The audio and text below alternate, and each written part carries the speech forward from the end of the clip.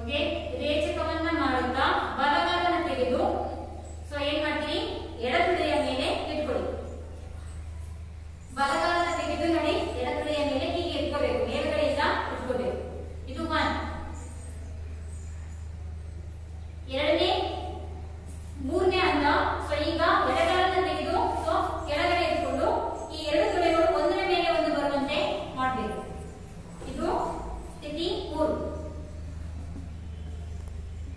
ನೇರವಾಗಿ ಕೂತ್ಕೊಳ್ಳಿ, ಮುಂದಕ್ಕೆ ಬೆಂಡಾಗಲಿ. ಓಕೆ, ಈಗ ಸೊ ಈ ಎಡಗೈಯನ್ನ ಹಿಂದಿನಿಂದ ಸುತ್ತಿಸಿ ನೇರ್ಮುಖವಾಗಿ ಇಟ್ಕೊಳ್ಳಿ. ಹಸ್ತಗಳ ಅಭಿಮುಖವಾಗಿರುವಂತೆ, ಒಂದಕ್ಕೊಂದು ಅಭಿಮುಖವಾಗಿರುವಂತೆ ಇಟ್ಕೋಬೇಕು. ಬಲಗೈಯಿಂದ ತೆಗೆದು ಸೊ ಮೇಲಿಂದ ತೆಗೆದು ಸೊ ಹೀಗೆ ಅದನ್ನ ಲಾಕ್ ಮಾಡಿ, ಕೈಗಳನ್ನ ಲಾಕ್ ಮಾಡಿ, ಒಂದಕ್ಕೊಂದು ಲಾಕ್ ಮಾಡಬೇಕು. ಕೈ ತಲೆಯ ಹಿಂದೆ ನೇರವಾಗಿ ಇರಬೇಕು. ಇಲ್ಲಿ ಉಸಿರಾಟ ಕ್ರಿಯೆ ಉಸಿರು ಹೋಲ್ಡ್ ಆಗುತ್ತೆ. ರೇಚಕವನ್ನ ಕಂಪ್ಲೀಟ್ ಆಗಿ ರೇಚಕವನ್ನ ಮಾಡಿರ್ಬೇಕು. ಸೊ ಈ ಹಂತದಲ್ಲಿ ಮಾಡಬಹುದು.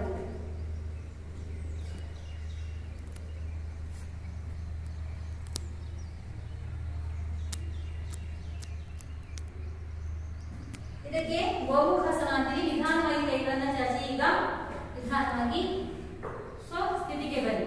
ಒಂದೊಂದೇ ಕಾಲನ್ನ ಬಿಡಿಸಿ ಸಹಜ ಸ್ಥಿತಿಗೆ ಬನ್ನಿ. ಮಕ್ಕಳ ಇಲ್ಲಿ ಗಮನಿಸಬೇಕು, ನೀವು ರೇಚಕವನ್ನ ಮಾಡಿದಾಗ ಮಾತ್ರ ನಮ್ಮ ಬಾಡಿ ಟರ್ನ್ ಆಗಬೇಕು. ಆ ಕಡೆ ತಿರುಗುವಾಗಾಯ್ತು, ಕೈಗಳನ್ನ ತಗೊಂಡು ಹೋಗುವಾಗಾಯ್ತು, ನಾವು ಕಂಪ್ಲೀಟ್ ಆಗಿ ರೇಚಕವನ್ನ ಮಾಡಬೇಕು. ಆಗ ಮಾತ್ರ ನಮಗೆ ಉಸಿರು ಹೋಲ್ಡ್ ಆಗಲ್ಲ, ಅಲ್ಲೆಲ್ಲ ಉಸಿರು ಸಿಕ್ಕೋದೆಲ್ಲ ಸಮಸ್ಯೆಗಳು ಆಗೋದಿಲ್ಲ. ನಾವು ಸ್ಟಾರ್ಟಿಂಗ್ ಪೂರಕ ಮಾಡಿದ್ರೆ ಆಮೇಲೆ ರೇಚಕ ಮಾಡಿ ಆ ಬೆಂಡಿಂಗ್ ಎಕ್ಸರ್ಸೈಸ್ ಗಳನ್ನ ನಾವು ಮಾಡಬೇಕಾಗುತ್ತೆ. ಅರ್ಥ ಆಯ್ತಲ್ವಾ? ಸೊ ಇದು ಗೋಮುಖಾಸನ, ಗೋವಿನ ಮುಖವನ್ನ ಹೋಲುವಂಥದ್ದು. ಈಗ ಇದನ್ನು ಸಹ ನಾವು ಮತ್ತೊಂದು ಕಾಲಿಂದ ಮಾಡೋಣ. ಈಗ ಬಲಗಾಲನ ಫಸ್ಟ್ ಇಟ್ಟಿದ್ವಿ, ಈಗ ಎಡಗಾಲನ ಇಟ್ಬಿಟ್ಟು ಮಾಡುವಂಥದ್ದು. ಓಕೆ, ಸ್ಥಿತಿಗೆ ಬನ್ನಿ ಮಕ್ಕಳ. ಪೂರಕವನ್ನ ಮಾಡಿ, ಎಡಗಾಲನ ಬಲತೊಡೆಯ ಮೇಲೆ ಇಟ್ಕೊಳ್ಳಿ.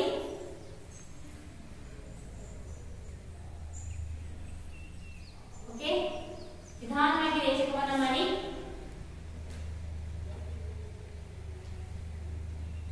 ಎಗೇನ್ ಪೂರಕವನ್ನ ಮಾಡಿ. ಈ ಕಾಲನ್ನ ಮಡಿಸಿ ಕೆಳಗೆ ಇಟ್ಕೊಳ್ಳಿ, ಕೃಷ್ಣರ ಕೆಳಗೆ ಇಟ್ಕೊಳ್ಳಿ.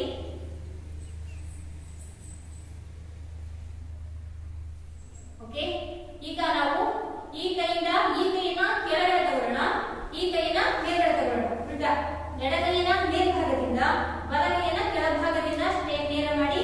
ಸೊ ಹೀಗೆ ತಲೆ ಹಿಂದೆ ಸ್ಟ್ರೇಟ್ ಆಗಿ ಇಟ್ಕೊಳ್ಳೋಣ.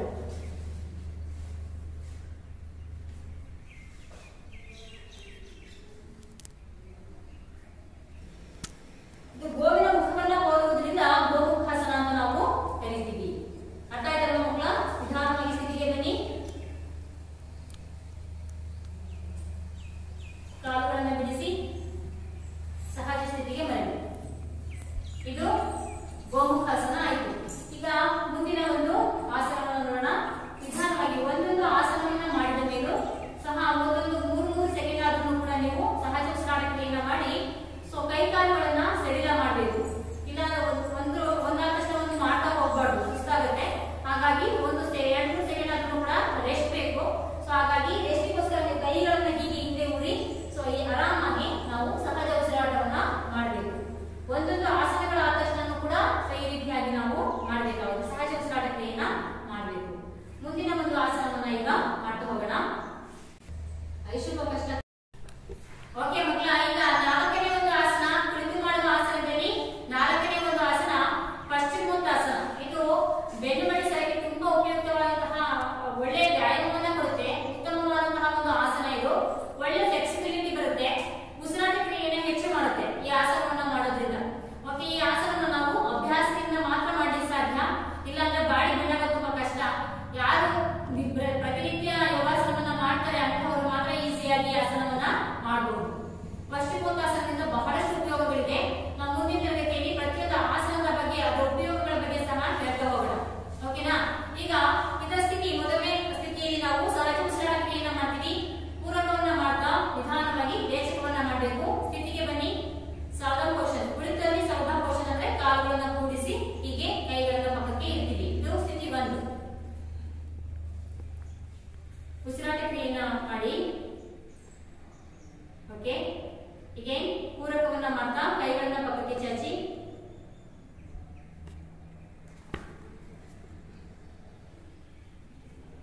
ನಿಧಾನವಾಗಿ ರೇಚಕವನ್ನ ಮಾಡಿ. ಈಗ ನೋಡಿ ಪೂರಕವನ್ನ ಮಾಡ್ತಾನೆ. ಸೊ ನಿಧಾನವಾಗಿ ಕೈಗಳನ್ನ ಮೇಲಕ್ಕೆ ಚಾಚಿ, ಕೈಗಳು ಒಂದಕ್ಕೊಂದು ಅಭಿಮುಖವಾಗಿ ಪೂರಕವನ್ನ ಮಾಡ್ಬೇಕೀಗ. ಇದು ಸ್ಥಿತಿ 3. ಈಗ ನೋಡಿ ಮಕ್ಕಳ, ರೇಚಕವನ್ನ ಮಾಡ್ಬೇಕೀಗ. ಕಂಪ್ಲೀಟ್ ಆಗಿ ರೇಚಕವನ್ನ ಮಾಡ್ತಾ ಕಾಲಿನ ಬೆರಳನ್ನ ಲಾಕ್ ಮಾಡ್ಕೊಳ್ಳಿ, ಇಟ್ಕೊಳ್ಳಿ. ಬೆರಳುಗಳಿಂದ ಕಾಲಿನ ಬೆರಳನ್ನ ಇಟ್ಕೊಳ್ಳಿ. ಕಂಪ್ಲೀಟ್ ಆಗಿ ರೇಚಕವನ್ನ ಮಾಡಿ. ಹೊರ ಹಾಕಿ ಉಸಿರನ್ನ ಇಟ್ಕೊಂಡು ಬಗ್ಬಾರ್ದು. ಸೊ ಉಸಿರು ಹೋಲ್ಡ್ ಆಗುತ್ತೆ. ರೇಚಕವನ್ನ ಮಾಡಿದ್ರಲ್ಲ. ಸ್ಥಿತಿ 5.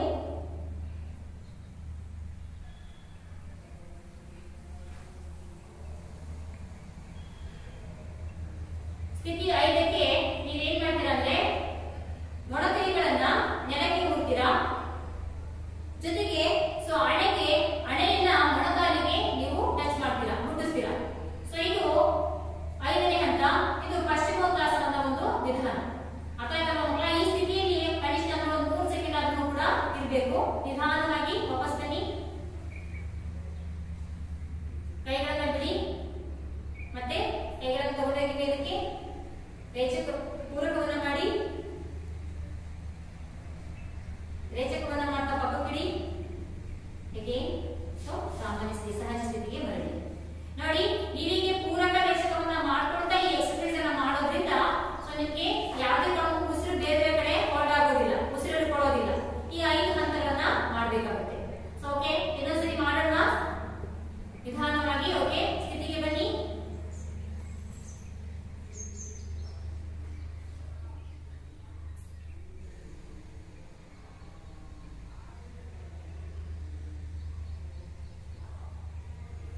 ರೇಚಕವನ್ನ ಮಾಡಿ.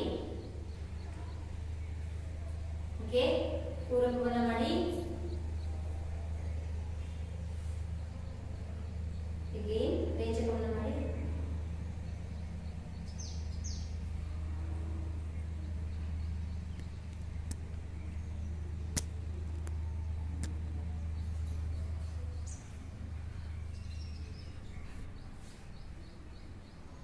ಪೂರಕ,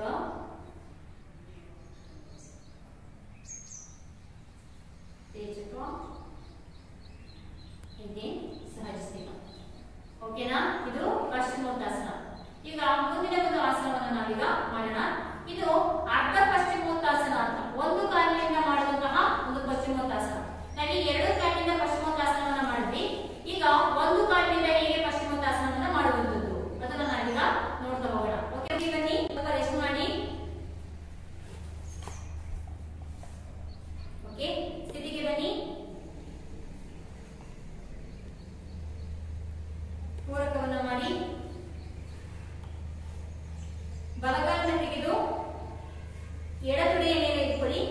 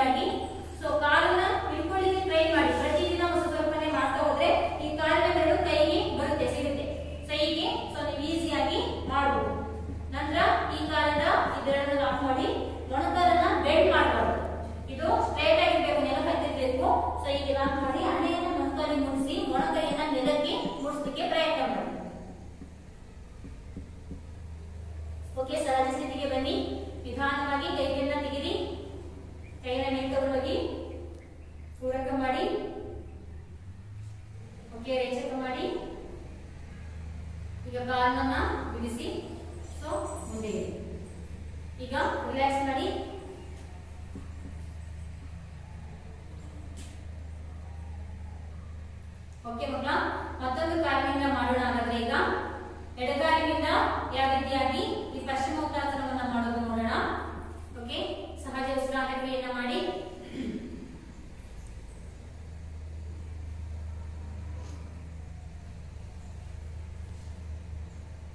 ಓಕೆ, ಪೂರಕದೊಂದಿಗೆ ಈ ಕಾಲನ್ನ ತೆಗೆದು ಸೊ ನಮ್ಮ ಬಲತೊಡೆ ಎಡಗಾಲನ್ನು ತೆಗೆದು ಬಲತೊಡೆಯ ಮೇಲೆ ಇಟ್ಕೊಳ್ಳಿ. ನಿಮಗೆ ಸ್ಟಾರ್ಟಿಂಗ್ ಇರುವಾಗಲೇ ಸ್ವಲ್ಪ ಹಿಂದೆ ಇಟ್ಕೊಂಡ್ರೆ ನೀವು ಈ ಕೈ ಲಾಕ್ ಮಾಡ್ಲಿಕ್ಕೆ ಬೆರಳನ್ನ ಇಟ್ಕೊಳ್ಳಿಕ್ಕೆ ಈಸಿ ಆಗುತ್ತೆ.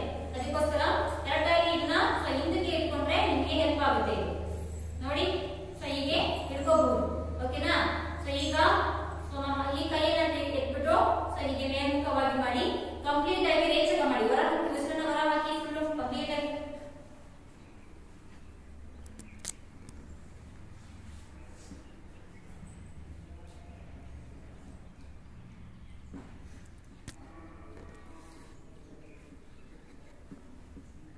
ಓಕೆ, ಸಹಜ ಸ್ಥಿತಿಗೆ ಬನ್ನಿ. ಕೈಗಳನ್ನ ಬಿಡಿಸಿ. ಓಕೆ, ನಿಧಾನವಾಗಿ ಕಾಲನ್ನ ಬಿಡಿಸಿ. ಓಕೆ, ರಿಲ್ಯಾಕ್ಸ್ ಮಾಡಿ. ಇದು ಅರ್ಧ ಕಟಿ, ಸೊ ಅರ್ಧ ಪಶ್ಚಿಮೋತ್ತಾಸನ. ಅರ್ಥ ಆಯ್ತಲ್ವಾ? ಪೂರ್ಣ ಪಶ್ಚಿಮೋತ್ತಾಸನ ಆಯ್ತು, ಅರ್ಧ ಪಶ್ಚಿಮೋತ್ತಾಸನ. ಎರಡು ಸೈಡ್ ಇಂದ ಮಾಡುವಂಥದ್ದು, ಎರಡು ಕಾಲಿನಿಂದ ಮಾಡುವಂಥದ್ದು. ಓಕೆ, ಮುಂದಿನ ಒಂದು ಆಸನವನ್ನ ನೋಡೋಣ ಹಾಗಾದ್ರೆ. ಓಕೆ ಮಕ್ಕಳ, ಈಗ ನಿಂತು ಮಾಡುವ ಆಸನ ಆಯ್ತು, ಕುಳಿತು ಮಾಡುವಂತಹ ಆಸನಗಳಾಯ್ತು. ಈಗ ಮಲಗಿ ಮಾಡುವಂತಹ ಆಸನದಲ್ಲಿ ಮೊದಲನೇದು ಮತ್ಸ್ಯಾಸನ ಅಂತ ಬಿಟ್ಟು. ಏನ್ ಹೇಳಿ ಮಕ್ಕಳ? ಮತ್ಸ್ಯಾಸನ. ಸೊ ಈ ಆಸನವನ್ನು ನಾವು ಹೇಗೆ ಮಾಡೋದು ನೋಡೋಣ. ಈಗ ಮೊದಲನೇದಾಗಿ ಸ್ಥಿತಿಯಲ್ಲಿ ನಾವು ಎರಡು ಕಾಲುಗಳನ್ನ ಪಕ್ಕಕ್ಕೆ ಇಟ್ಟು ಸೊ ಈ ರೀತಿಯಾಗಿ ನೇರವಾಗಿ ಕೂತ್ಕೊಳ್ಳಿ. ಸಹಜ ಉಸಿರಾಟ ಕ್ರಿಯೆಯನ್ನ ಮಾಡಿ. ನಂತರದಲ್ಲಿ ಸ್ಥಿತಿ ಎರಡಕ್ಕೆ ಕುಂಭಕವನ್ನ ಮಾಡ್ತಾ ನಿಧಾನವಾಗಿ ಒಂದೊಂದೇ ಕಾಲನ್ನ ನಿಮ್ಮ ತೊಡೆಯ ಮೇಲೆ ಹಾಕೊಳ್ಳಿ. ಬಲಗಾಲನ್ನು ತೆಗೆದು ಎಡ ತೊಡೆಯ ಮೇಲೆ ಇಟ್ಕೊಳ್ಳಿ.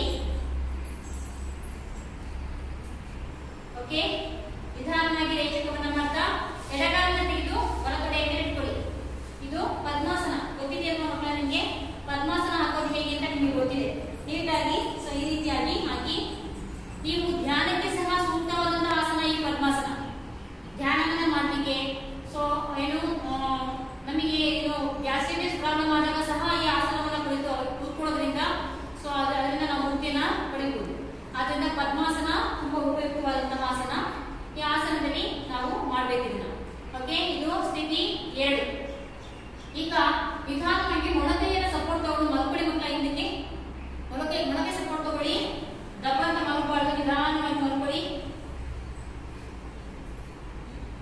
ಓಕೆ, ನಿಧಾನವಾಗಿ ಉಸಿರಾಟ ಕ್ರಿಯೆಯನ್ನು ಮಾಡಿ. ತಲೆ ನೇರವಾಗಿರಲಿ. ಇದು ಸ್ಥಿತಿ ಮೂರು. ಓಕೆ, ಈಗ ಸ್ಥಿತಿ ನಾಲ್ಕಕ್ಕೆ ತಲೆಯನ್ನು ಹಿಂದೆ ಹಾಕಿ ಕೈ ಸಪೋರ್ಟ್ ತಗೊಳ್ಳಿ ಮಕ್ಕಳ. ಕೈಯನ್ನು ಸಪೋರ್ಟ್ ತಗೊಂಡು ತಲೆ ಫುಲ್ ಹಿಂದೆ ಹಾಕಿ ನೆತ್ತಿ ಮೇಲೆ ಕೂತ್ಕೊಳ್ಳಿ. ತಲೆಯನ್ನು ಹಿಂದೆ ಹಾಕಿ ಕೈ ಸಪೋರ್ಟ್ ತಗೊಳ್ಳಿ. ಓಕೆ, ಇದು ಸ್ಥಿತಿ ನಾಲ್ಕು. ಐದನೇ ಸ್ಥಿತಿಗೆ ಬೆರಳನ್ನ ಕೈಗಳಿಂದ ಲಾಕ್ ಮಾಡ್ಕೊಳ್ಳಿ. ಹೀಗೆ ಬೆರಳನ್ನ ಲಾಕ್ ಮಾಡ್ಕೊಳ್ಳಿ. ಮೊಣಕೈಯನ್ನ ಜಗ್ಗಿ ನೆಲಕ್ಕೆ ಮುಡಿಸಲಿಕ್ಕೆ ಪ್ರಯತ್ನ ಪಡಿ. ನೋಡಿ ಇಲ್ಲಿ ಮಕ್ಕಳ, ಇವ್ರು ಮಾಡಿದಾರಲ್ಲ ಸೊ ಈ ರೀತಿಯಾಗಿ ಸೊ ಈ ಒಂದು ಮತ್ಸ್ಯಾಸನವನ್ನ ಮಾಡಬೇಕು. ಮೊಣಕೈ ನೆಲಭಾಗಕ್ಕೆ ಮುಟ್ಟಬೇಕು. ಕಾಲುಗಳನ್ನ ಸೊ ಬೆರಳುಗಳ ಸಹಾಯದಿಂದ ಜಗ್ಬೇಕು, ಹಿಡ್ಕೋಬೇಕು. ತಲೆಯನ್ನ ಸೊ ನೆತ್ತಿಯ ತನಕ ಸೊ ಹಿಂದೆ ಹಾಕಬೇಕು. ಈ ರೀತಿಯಾಗಿ ಬೆನ್ನಿನ ಪೊಸಿಷನ್, ಎದೆಯ ಪೊಸಿಷನ್ ಉಬ್ಬಿರ್ಬೇಕು. ಈ ರೀತಿಯಾಗಿ ಬೆನ್ನು ಸೊ ಕೆಳಗಡೆ ಗ್ಯಾಪ್ ಇರಬೇಕು. ಈ ರೀತಿಯಾಗಿ ಸೊ ಮತ್ಸ್ಯಾಸನವನ್ನ ಮಾಡುವಂಥದ್ದು. ಈ ಆಸನವನ್ನ ಮಾಡೋದ್ರಿಂದ ಬಹಳಷ್ಟು ಉಪಯೋಗ ಇದೆ. ಸೊ ಇದರಿಂದ ಜ್ಞಾಪಕ ಶಕ್ತಿ ಇಂಪ್ರೂವ್ ಆಗುತ್ತೆ ಮಕ್ಕಳ. ಸೊ ರಕ್ತ ಪರಿಚಲನೆ ಮೆದುಳಿಗೆ ಆಗೋದ್ರಿಂದ ಈ ಆಸನದ ಅಭ್ಯಾಸವನ್ನ ಮಾಡೋದ್ರಿಂದ ಮಕ್ಕಳಿಗೆ ತುಂಬಾ ನೆನಪಿನ ಶಕ್ತಿ ಉಂಟಾಗುತ್ತೆ ಅಂತ ನಾವು ಹೇಳ್ಬೋದು. ಈಗ ಮಕ್ಕಳ ನಿಧಾನವಾಗಿ ತಲೆಯನ್ನು ಬಿಡಿಸಿ, ಕೈಗಳನ್ನ ಬಿಡಿಸಿ, ತಲೆಯಿಂದ ಕೈ ಸಪೋರ್ಟಿಂದ ತಗೊಂಡು ನಿಧಾನವಾಗಿ ಮಲ್ಕೊಳ್ಳಿ. ಸಹಜ ಸ್ಥಿತಿಗೆ ಮಲ್ಕೊಳ್ಳಿ. ಈಗ ಒಂದೊಂದೇ ಕಾಲನ್ನ ಬಿಡಿಸಿ ಮಕ್ಕಳ. ನಿಧಾನವಾಗಿ ಒಂದೊಂದೇ ಕಾಲ ನೇರ ಮಾಡಿ. ಓಕೆ, ಈಗ ಬಲಗಡೆಯಿಂದ ಎದ್ದು ಕುಳಿತುಕೊಳ್ಳಿ. ಬಲಗಡೆಯಿಂದ ಎದ್ದು ಕುಳಿತುಕೊಳ್ಳಿ. ರೈಟ್ ಸೈಡ್ ಎದ್ದು ಕುಳಿತುಕೊಳ್ಳುವಂಥದ್ದು. ಇದು ಮತ್ಸ್ಯಾಸನ. ಓಕೆ, ಮಲಗಿ ಸಹ ನಾವು ರಿಲ್ಯಾಕ್ಸ್ ಅನ್ನ ಮಾಡಬಹುದು. ಕಾಲುಗಳನ್ನ ಸೊ ನಾವೇನ್ ಮಾಡಬಹುದು, ಫ್ರೀ ಮಾಡ್ಕೊಂತ ರಿಲ್ಯಾಕ್ಸೇಷನ್ ಮಾಡಬಹುದು. ಸೊ ಎದ್ದು ಕುಳಿತು ಸಹ ರಿಲ್ಯಾಕ್ಸ್ ಅನ್ನ ಮಾಡ್ಕೋಬಹುದು ನಾವು. ಹೀಗೆ ಕೈಗಳನ್ನ ಹಿಂದೆ ಇಟ್ಟು ಸ್ವಲ್ಪ ರಿಲ್ಯಾಕ್ಸ್ ಆಗಿ ಕಾಲುಗಳನ್ನ ಫ್ರೀ ಮಾಡ್ಕೊಳ್ಳಿ. ಈಗ ಸ್ವಲ್ಪ ಪದ್ಮಾಸನ ಆಗ್ತಾಗ ಕಾಲುಗಳು ಸೊ ಸ್ವಲ್ಪ ಪೈನ್ ಆಗಕ್ಕೆ ಸ್ಟಾರ್ಟಿಂಗ್ ಮಾಡುವಂತವ್ರಿಗೆ ಅಂತಹವ್ರು ಏನ್ ಮಾಡ್ಬೋದು, ಹೀಗೆ ಸ್ವಲ್ಪ ರಿಲ್ಯಾಕ್ಸ್ ಅನ್ನ ಕಾಲುಗಳನ್ನ ರಿಲ್ಯಾಕ್ಸ್ ಮಾಡ್ಕೋಬಹುದು. ಓಕೆನಾ? ಇದು ಮುಂದೆ ಮಲಗಿ ಮಾಡುವಂತ ಆಸನದ ಮುಂದಿನ ಒಂದು ಆಸನವನ್ನ ಈಗ ನೋಡೋಣ. ಓಕೆ ಮಕ್ಕಳ, ಈಗ ಮಲಗಿ ಮಾಡುವಂತಹ ಆಸನದಲ್ಲಿ ಮತ್ತೊಂದು ಆಸನ ಸರ್ವಾಂಗಾಸನ. ಈ ಹೆಸರು ಎಷ್ಟು ತುಂಬಾ ಚೆನ್ನಾಗಿದೆ ಅಲ್ಲ. ಸರ್ವಾಂಗಾಸನವನ್ನ ಮಾಡೋದ್ರಿಂದ ಸರ್ವಾಂಗಗಳು ಸುಂದರವಾಗ್ತವಂತೆ. ಹಾಗಾಗಿ ಈ ಆಸನ ಪ್ರತಿಯೊಬ್ಬರಿಗೂ ಕೂಡ ತುಂಬಾ ಇಷ್ಟ ಆಗುವಂತಹ ಆಸನ. ಓಕೆ, ಈ ಆಸನವನ್ನ ಮಾಡೋದಕ್ಕೆ ಸ್ಥಿತಿಗೆ ಬರೋಣ. ಮಲ್ಕೊಳ್ಳಿ ಮಕ್ಕಳ, ಅಂಗಾಂತ ಮಲಗಬೇಕು. ಇದು ಸ್ಥಿತಿ. ಸಹಜವಾಗಿ ಪೂರಕವನ್ನ ಮಾಡಿ, ಪೂರಕವನ್ನ ಮಾಡ್ತಾ ಇದು ಒಂದು. ಓಕೆ, ಈಗ ರೇಚಕವನ್ನ ಮಾಡ್ತಾ ನಿಧಾನವಾಗಿ ಕಾಲನ್ನ 90 ಡಿಗ್ರಿಗೆ ಅಷ್ಟೇ ಎತ್ತಿ, 90 ಡಿಗ್ರಿಗೆ ನೇರವಾಗಿ. ಸೊ ಇದು ಒಂದು, ಇದು ಸ್ಥಿತಿ 2. ಕಾಲುಗಳು ನೇರವಾಗಿರ್ಬೇಕು.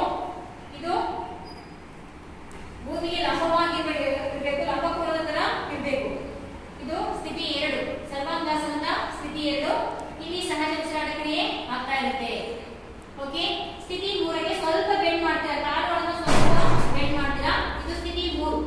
ಇಲ್ಲಿ ಸಹ ರೇಚಕವನ್ನ ಮಾಡಿ ಮಕ್ಕಳ. ಕಂಪ್ಲೀಟ್ ಆಗಿ ಉಸಿರನ್ನ ಹೊರ ಹಾಕಿ, ಉಸಿರನ್ನ ಹಿಡಿಬೇಡಿ, ಹೊರ ಹಾಕಿ. ಈಗ ಸ್ಥಿತಿ 4ಕ್ಕೆ ಬನ್ನಿ. ಸೊ ಹಿಂದೆಯಿಂದ ಸ್ವಲ್ಪ ಹಿಂದೆ ತಗೊಂಡೋಗಿ ಕಾಲನ್ನ. ಓಕೆ, ಇದು ಕೊನೆಯ ಸ್ಥಿತಿ, ಸ್ಥಿತಿ 5.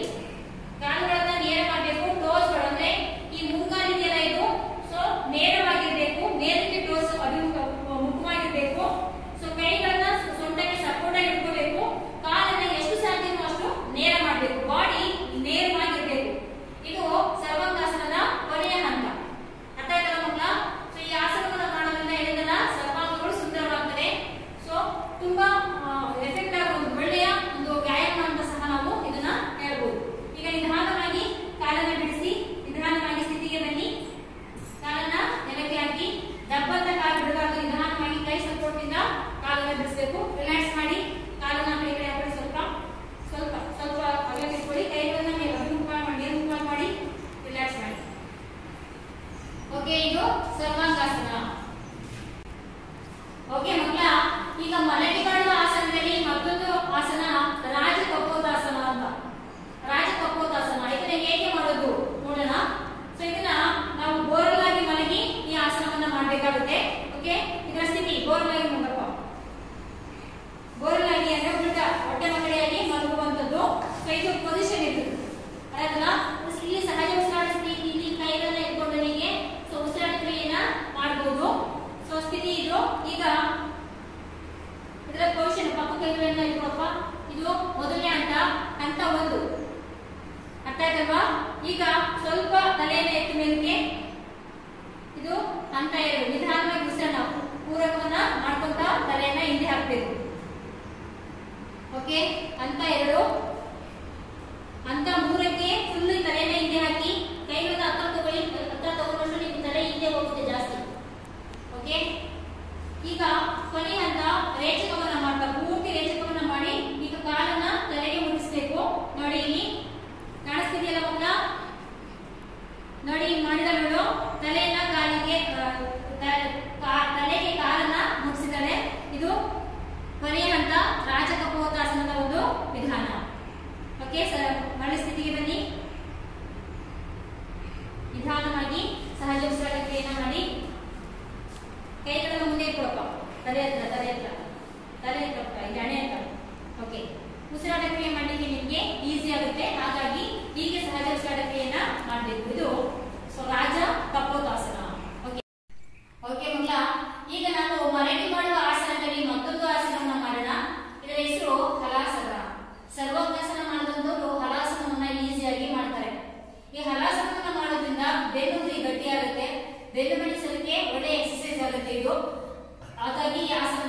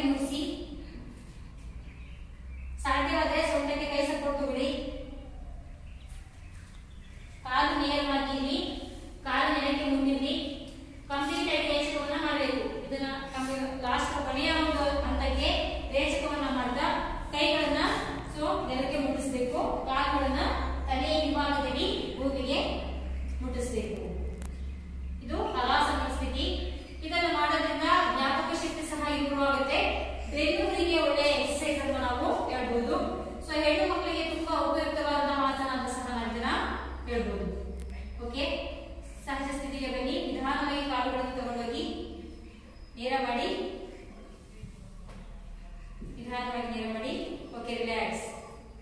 ನಿಧಾನವಾಗಿ ಉಸಿರಾಡಿ. ಕಾಲನ್ನ ಸ್ವಲ್ಪ ಪಕ್ಕಕ್ಕೆ ಹಾಕಿ, ಸ್ವಲ್ಪ ದೂರ ಡಿಸ್ಟೆನ್ಸ್ ಮಾಡ್ಕೊಳ್ಳಿ. ಕೈಯನ್ನು ಮೇಲೆ ಮೂವ್ ಮಾಡಿ, ರಿಲ್ಯಾಕ್ಸ್ ಮಾಡಿ. Deep breathe in, breathe out. Okay, ಇದು ಹಲಾಸನ ಮಕ್ಕಳ. ಅರ್ಥ ಆಯ್ತಲ್ವಾ? ಪ್ರತಿದಿನ ನೀವು ಈ ಆಸನಗಳನ್ನ ನೀವು ಅಭ್ಯಾಸವನ್ನ ಮಾಡೋದ್ರಿಂದ ಉತ್ತಮ ಆರೋಗ್ಯವನ್ನು ನಾವು ಪಡ್ಕೋಬಹುದು ಅಂತ ಹೇಳ್ಬೋದು.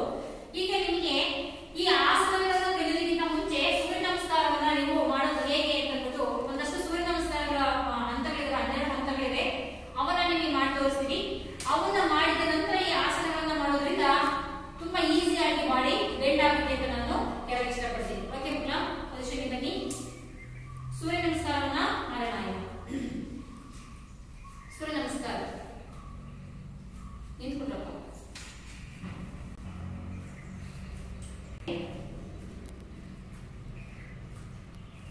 ನಿಧಾನವಾಗಿ ಉಸಿರಾಡಿ. ನಾನು ಉಸಿರಾಡ ಕ್ರಿಯೆಯನ್ನ ಹೇಳಿದ ಹಾಗೆನೆ ನೀವು ಮಾಡಿ. ನಿಧಾನವಾಗಿ ಬ್ರೀತ್ ಇನ್,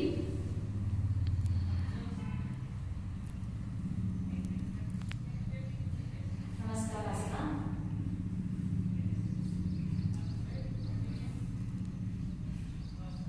Breathe out.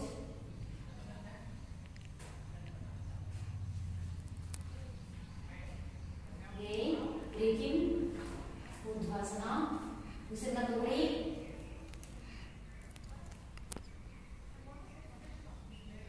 Breathe out, Hastapadasana.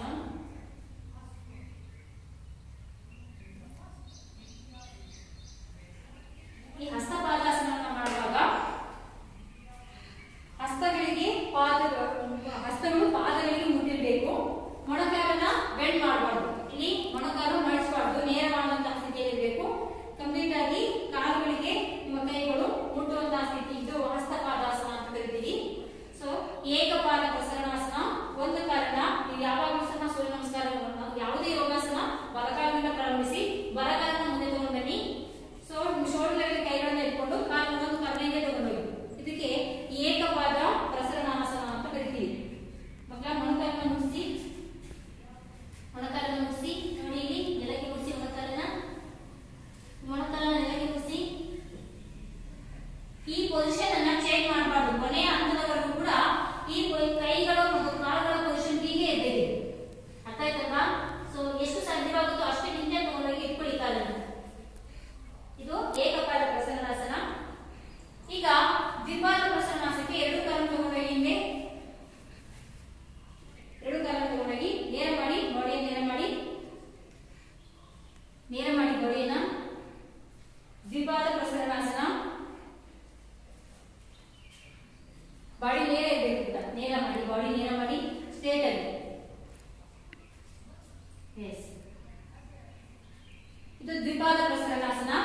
Okay, ಭುಜಂಗಾಸನಕ್ಕೆ ಬನ್ನಿ. ಈಗ ತಲೆಯನ್ನ ಫುಲ್ಲು ಹಿಂದೆ ತಗೊಂಡೋಗಿ, ಫುಲ್ ಹಿಂದೆ, ಕೈಗಳನ್ನ ಸ್ವಲ್ಪ ಬೆಂಡ್ ಮಾಡಿ, ಭುಜದ ಮೇಲೆ ಬರುವಂತದ್ದು. Okay, very good. ಹೀಗೆ ಇದು ಭುಜಂಗಾಸನ. ನಿಧಾನವಾಗಿ. ಸೊ ಇಲ್ಲಿ ಏನ್ ಮಾಡ್ತೀರಾ? ಪೂರಕವನ್ನ ಮಾಡ್ತೀರಾ. ಬಾಡಿ ಯಾವಾಗ ಹಿಂದೆ ಹೋಗುತ್ತೆ, ಶ್ವಾಸಕೋಶಗಳು ಸೊ ಇಗೋದ್ರಿಂದ ಆಗ ನಾವು ಹಿಂದೆ ಹೋದಾಗ ಬಾಡಿ ಪೂರಕವನ್ನ ಮಾಡಬೇಕು. ಮುಂದೆ ಬಾಗುವಾಗ ರೇಚಕವನ್ನ ಮಾಡಬೇಕು. ಉಸಿರನ್ನ ಹೊರ ಹಾಕ್ಬೇಕು. ಈಗ ನೀವು ಸೊ ಪೂರಕವನ್ನ ಮಾಡಿದ್ದೀರಿ. ಭುಜಂಗಾಸನ ಇದು. ಈಗ ಊರ್ಧ್ವಾಸನ. ಫುಲ್ ತಲೆಯನ್ನ ಹೊರಗೆ, ಉಸಿರನ್ನ ಹೊರ ಹಾಕಿ, ಉಸಿರನ್ನ ಹೊರ ಹಾಕ್ತಾ ಊರ್ಧ್ವಾಸನ. ತಲೆ ಹೊರಗಾಕಿ, ನಿಮ್ಮ ದೃಷ್ಟಿ ಕಿಂಬಳಿಯ ಕಡೆ. ನಿಮ್ಮ ಇಬ್ಬರು ಏನ ನೋಡ್ತಾರೆ? ಕಿಂಬಳಿಯನ್ನು ನೆಲಕ್ಕೆ ಮುಗಿಸಿ ಮಕ್ಕಳ. Very good. ಕಿಂಬಳಿಯನ್ನು ನೆಲಕ್ಕೆ ಮುಗಿಸ್ಬೇಕು. ತಲೆಯನ್ನು ಒಳಗೆ ತಗೊಂಡೋಗಿ ಫುಲ್ ಒಳಗಾಕಿ, ಒಳಗೆ ಜಿಗಿ ತಲೆನ. Very good. ನೋಡಿ, ಇದು ಊರ್ಧ್ವಾಸನ. ಓಕೆ, ಹೇಗೆ ಸಾಷ್ಟಾಂಗ ಪ್ರಣಿಪದಾಸನ. ಈಗ ಹಣೆ ನಿಮ್ಮ ಎದೆ ಮುಂದೆ ಬರಬೇಕು. ಹಣೆ ಮುಗಿಸಿ, ಎದೆ ಮತ್ತೆ ಕಾಲುಗಳ ಮೇಲೆ ಹೊಟ್ಟೆಯನ್ನು ಮುಟ್ಟಿಸಬಾರ್ದು. ಸೊ ಏನೋ ನಿಮ್ಮ ಬಾಡಿ ಇರಬೇಕು, ಹೊಟ್ಟೆಯನ್ನು ನೆಲಕ್ಕೆ ಮುಟ್ಟಿಸಬಾರ್ದು. ಸಾಷ್ಟಾಂಗ ಪ್ರಣಿಪದಾಸನ. ಹಣೆಯ ಮೇಲೆ, ಸೊ ಎದೆ ಮೇಲೆ ಮತ್ತೆ ಮೊಣಕಾಲ ಮೇಲೆ ನಿಮ್ಮ ಬಾಡಿ ನಿಂತಿರಬೇಕು. ಸಾಷ್ಟಾಂಗ ಪ್ರಣಿಪದಾಸನ. ಓಕೆ, ಈಗ ಭುಜಂಗಾಸನ. ಇಲ್ಲಿ ಭುಜಂಗಾಸನವನ್ನ ಮಾಡಿ ಮತ್ತೆ ಮರಳಿ ಭುಜಂಗಾಸನ. ನಿಧಾನವಾಗಿ ತಲೆ ಹಿಂದೆ ಹಾಕಿ, ಕೈ ನೇರ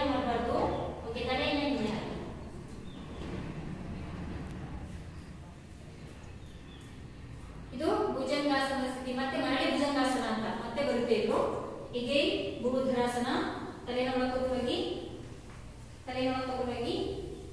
ಕಾಲಿನ ಮುಗಿಸಿ ನೆಲಕ್ಕೆ ತಲೆ ಒಳಗೆ ಜಿಗಿ ನಿಮ್ಮ ದೃಷ್ಟಿ ಇಮ್ಮಡಿಯನ್ನ ನೋಡ್ತೀರಿ. ಮೊಣಕಾಲನ್ನ ಬೆಂಡ್ ಮಾಡಬೇಡಿ, ಮಡಿಸಬೇಡಿ. Okay, very good. ಈಗ ಶಶಂಕಾಸನ. ಮೊಣಕಾಲನ್ನ ಉರಿ, ಕಾಲ ಮೇಲೆ ಕೂತ್ಕೊಳ್ಳಿ ಮಕ್ಕಳ. ಓಕೆ, ಕೈಗಳನ್ನ ನೇರ ಮಾಡಿ ಕೈಗಳನ್ನ ಹಣೆಯನ್ನ ನೆನಪಿಸಿ ಶಶಂಕಾಸನದ ಸ್ಥಿತಿ. ಮೊಣಕೈ ಮತ್ತೆ ಕೈಗಳು ನೆಲಕ್ಕೆ ಮುಟ್ಟಿ, ಮೊಣಕೈ ಮುಟ್ಬೇಕಪ್ಪ. ಓಕೆ, ಹಣೆಯನ್ನ ಟಚ್ ಮಾಡಬೇಕು. ಇದು ಶಶಂಕಾಸನ. ಓಕೆ, ಈಗ ಯಾವ ಕಾಲನ್ನ ಇಲ್ಲಿ ತಗೊಂಡು ಹೋಗಿದ್ವಿ ಆ ಕಾಲ ಮೇಲೆ ತಗೊಂಡು ಬನ್ನಿ. ಬರಗಾಲನ ಮೇಲೆ ತಗೊಂಡು ಬನ್ನಿ. ಏಕಪಾದ ಪ್ರಸರಣಾಸನ. ಕಾಲಿನ ಕೈಗಳ ಮಧ್ಯದಲ್ಲಿ ಕಾಲನ್ನ ಊರಿ ಸೇಮ್ ಪೊಸಿಷನ್. ನಿಮ್ ಕೈಗಳು ಮತ್ತು ಕಾಲುಗಳ ಚಲನೆ ಅಲ್ಲೇ ಇರಬೇಕು. ಪೊಸಿಷನ್ ಚೇಂಜ್ ಆಗಬಾರ್ದು. ಓಕೆ, ಹಸ್ತಪಾದಾಸನಕ್ಕೆ ಬನ್ನಿ. ಮೊಣಕಾಲನ್ನ ಮಡಿಸಬೇಡಿ. ಕೈಗಳನ್ನ ನಿಮ್ಮ ಬೆರಳಿಂದ ಪಾದವನ್ನು ಸ್ಪರ್ಶ ಮಾಡಿ ಮುಟ್ಟಿ. Okay, again urdhvasana. ಇಲ್ಲಿ ತಗೊಂಡೋಗಿ breathe in, deep breathe in. Okay, namaskarasana. Breathe out. ಉಸಿರನ್ನ ಈಗ ನಿಧಾನವಾಗಿ ಉಸಿರಾಟಕ್ರಿಯೆಯನ್ನ ಮಾಡಿ. Breathe in, breathe out. ಇದು ಸೂರ್ಯ ನಮಸ್ಕಾರದ 12 ಹಂತಗಳು ಮಕ್ಕಳ. ಇದನ್ನ ನೀವು ಅಭ್ಯಾಸ ಮಾಡಿದ್ರೆ ಇನ್ನು ಮಿಕ್ಕ ಆಸನಗಳು, ಯಾವುದೇ ಕುಳಿತು ಮಾಡುವ ಆಸನ ಇರ್ಬೋದು, ನಿಂತು ಮಾಡುವಂತಹ ಆಸನಗಳು, ಮಲಗಿ ಮಾಡುವಂತಹ ಆಸನಗಳು, ಈ 3 ವಿಧಗಳೇನಿದೆ ಇವೆಲ್ಲವೂ ಕೂಡ ಸರಳವಾಗಿ ನೀವು ಮಾಡ್ತಾ ಹೋಗಬಹುದು. ಅರ್ಥ ಆಯ್ತಲ್ವಾ ಮಕ್ಕಳ? ಇವತ್ತಿನ ಒಂದು ಸೆಷನ್ ನಿಮಗೆ ಅರ್ಥ ಆಗಿದೆ ಅಂತ ನಾನು ಭಾವಿಸಿದ್ದೀನಿ. ತುಂಬಾ ಇಷ್ಟ ಆಗಿದೆ ಎಲ್ಲರಿಗೂ ಅಂತ ಭಾವಿಸಿದ್ದೀನಿ. ಮುಂದಿನ ಒಂದು ತರಗತಿಗಳಲ್ಲಿ ಬೇರೆ ಬೇರೆ, ಇವತ್ತು 8ನೇ ತರಗತಿಯ ಒಂದು ಪುಸ್ತಕದಲ್ಲಿರುವಂತಹ ಈ ಸಿಲೆಬಸ್ ಇರುವಂತಹ ಆಸನಗಳನ್ನ ಮಾಡಿದ್ದೀವಿ. ಇನ್ನು ಇದಲ್ಲದೆ ಪುಸ್ತಕದ ಹೊರತಾಗಿಯೂ ಕೂಡ ಬೇಕಾದಷ್ಟು ಬಹಳಷ್ಟು ಆಸನಗಳನ್ನ ನಾವು ಮಾಡಿ ಉಪಯುಕ್ತತೆಯನ್ನ ಪಡ್ಕೋಬಹುದು ಅಂತ ಹೇಳಕ್ ಇಷ್ಟಪಡ್ತೀನಿ. ಈ ಒಂದು ಕ್ಲಾಸ್ ಅನ್ನ ನೀವೆಲ್ಲರೂ ವೀಕ್ಷಣೆ ಮಾಡಿ. ಅರ್ಥ ಆಗಿಲ್ಲ ಅಂತಂದ್ರೆ ಮತ್ತೆ ಅದನ್ನ ವೀಕ್ಷಣೆ ಮಾಡಿ. ನಿಧಾನವಾಗಿ ಅಭ್ಯಾಸವನ್ನ ಪ್ರಾರಂಭಿಸಿ. ಅವಸರವಾಗಿ ಪ್ರಾರಂಭಿಸಬೇಡಿ. ಮತ್ತೆ ನಿಮಗೆ ಇನ್ನೊಂದು ಹೇಳೋದೇನಪ್ಪ ಅಂತಂದ್ರೆ, ಇಂತಹ ಆಸನಗಳನ್ನ ಮಾಡುವಾಗ ಯಾವುದೇ ರೀತಿಯಂತಹ ತಿಂಡಿ ಅಥವಾ ಆಹಾರವನ್ನ ಸೇವಿಸಬಾರದು. ಬೆಳಗಿನ ಖಾಲಿ ಹೊಟ್ಟೆಯಲ್ಲಿ ಈ ಯೋಗಾಭ್ಯಾಸವನ್ನ ಮಾಡಬೇಕು. ಪ್ರಾತಃ ಕಾಲ ಬ್ರಾಹ್ಮಿ ಮುಹೂರ್ತ ಅಂತ ಹೇಳ್ತೀವಿ. ಈ ಒಂದು ಸಮಯದಲ್ಲಿ ಯೋಗಾಭ್ಯಾಸವನ್ನ ಮಾಡೋದ್ರಿಂದ ಉತ್ತಮವಾದಂತಹ ಆರೋಗ್ಯ ನಮಗೆ ಲಭಿಸುತ್ತೆ. ನಮ್ಮ ಮಾಂಸಖಂಡಗಳು ಬಲಶಾಲಿ ಆಗ್ತದೆ. ನಮ್ಮ ಮನಸ್ಸು ಏಕಾಗ್ರತೆಯಿಂದ ಕೂಡುತ್ತೆ. ಇದರಿಂದ ಒತ್ತಡರಹಿತ ಜೀವನ ನಮ್ಮದಾಗುತ್ತೆ. ಒತ್ತಡದಿಂದ ನಾವು ಮುಕ್ತಿಯನ್ನ ಪಡೆಯಬಹುದು. ಮಾನಸಿಕ ಆರೋಗ್ಯ ಮತ್ತು ದೈಹಿಕ ಆರೋಗ್ಯ ಎರಡೂ ಸಹ ವೃದ್ಧಿಯಾಗುತ್ತೆ. ಮನಸ್ಸು ಸದೃಢವಾದ ದೇಹದಲ್ಲಿ ಸದೃಢವಾದ ಮನಸ್ಸಿರ್ತದೆ ಅಂತ ಅಂದ್ರೆ, ದೇಹ ಸದೃಢವಾಗಿರ್ಬೇಕು ಅಂತಂದ್ರೆ ಮಾನಸಿಕ ಆರೋಗ್ಯ ಬಹಳ ಮುಖ್ಯವಾಗಿರುತ್ತೆ. ಹಾಗಾಗಿ ಈ ಯೋಗಾಸನ ಅಭ್ಯಾಸವನ್ನ ಮಾಡೋದ್ರಿಂದ ಮಾನಸಿಕ ಆರೋಗ್ಯದ ಜೊತೆಗೆ ದೈಹಿಕ ಆರೋಗ್ಯವೂ ಕೂಡ ಹೆಚ್ಚಾಗುತ್ತೆ ಅಂತ ಹೇಳಲಿಕ್ಕೆ ಇಷ್ಟಪಡ್ತೀನಿ. ಹಾಗಾಗಿ ಇಂತಹ ಒಳ್ಳೆಯ ಅಭ್ಯಾಸಗಳನ್ನ ಮಾಡಿಕೊಂಡು ಯೋಗಾಸನಗಳನ್ನ ಮಾಡಿ ಉತ್ತಮ ಆರೋಗ್ಯವನ್ನ ಪಡೆದು ದೀರ್ಘಾಯುಷಿಯಾಗಿ ಬಾಳಿ ಅಂತ ನಾವು ಸಂದರ್ಭದಲ್ಲಿ ಹೇಳೋಣ. ಓಕೆ ಮಕ್ಕಳ, ಈ ಒಂದು ಸೆಷನ್ ಅರ್ಥ ಆಗಿದೆ ಅಂತ ಭಾವಿಸಿದ್ದೀನಿ. ಮತ್ತೆ ಮಕ್ಕಳೆಲ್ಲರಿಗೂ ಕೂಡ ಇಷ್ಟ ಆಗಿದೆ ಅಂತ ಭಾವಿಸಿದ್ದೀನಿ. ಮುಂದಿನ ಒಂದು ತರಗತಿಯಲ್ಲಿ 9ನೇ ತರಗತಿಯಲ್ಲಿ ಯಾವೆಲ್ಲ ಆಸನಗಳಿದೆ ಅವುಗಳ ಅಭ್ಯಾಸವನ್ನು ನಾವು ಮುಂದುವರೆದಂತೆ ಮಾಡ್ತಾ ಹೋಗೋಣ. Okay, thank you all. ಧನ್ಯವಾದಗಳು.